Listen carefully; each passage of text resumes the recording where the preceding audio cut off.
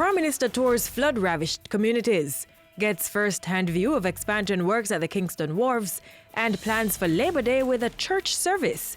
You're watching Jamaica House Weekly. I'm Lorraine Mendez. At the top of the week, Prime Minister Andrew Holness led a delegation to the Dominican Republic on an investment-seeking mission. While there, he met with President Danilo Medina and some of the island's private sector interests. Mr. Holness also toured the One Bosch housing project as part of information-gathering efforts in infrastructural development. The Prime Minister's official visit was cut short by trough-induced flooding across 10 parishes at home. After returning to the island Tuesday night, Wednesday morning found Mr. Holness in several of the most affected communities in St. Catherine and St. Anne. He was able to get a first-hand view of the displacement caused by the rains. There will be significant fallout from this weather event to the localized area. But the government is responding. The team from the Ministry of Labour and Social Security is on the ground. They are doing the assessment and assistance will be given.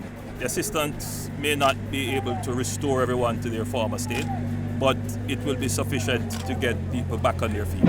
Mr. Holness also saw the significant damage done to infrastructure, in particular the road networks. There will have to be some reallocation and recasting to meet the demands. We would not be able to immediately repair all the damages. It will take some time, but we will move as quickly as possible to do it.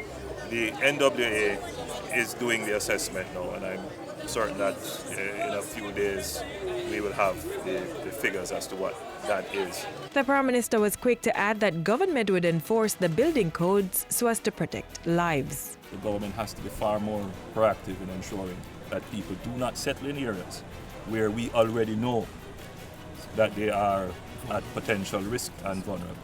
Informal settlement, haphazard settlement, those things cannot be allowed to continue. Divesting assets is not a bad thing for Jamaica. If it is done correctly, assets that we would not be able ourselves to utilize because of the fiscal constraints that exist, those assets get to be utilized. In the utilization of those assets, Jamaicans get employed. Prime Minister Andrew Holness speaking on Friday following a tour of upgrading works being carried out by Kingston Freeport Terminal Limited (KFTL) on Port Bustamante. The $456 million expansion works will allow the port to accommodate larger ships. A subsidiary of CMA CGM, KFTL was granted a 30-year lease of the Kingston Container Terminal and will finance, expand, operate and maintain the terminal, which is to be transferred back to government ownership at the end of the 30-year lease agreement.